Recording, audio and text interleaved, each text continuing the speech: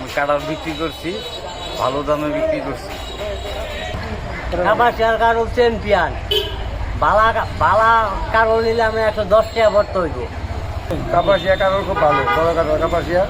কাপাসিয়া কারণের দাম হলো উপরে 105, 110 আর নিচে আছে 50। এইভাবে বিক্রি হয়ে যাচ্ছে আর কি। আমিও কিনছি এক গাড়ি, আমার আবার এসে 80 টাকা ভরতে হইব। গাড়ি যাবো সিলেট কারণের গাড়ি।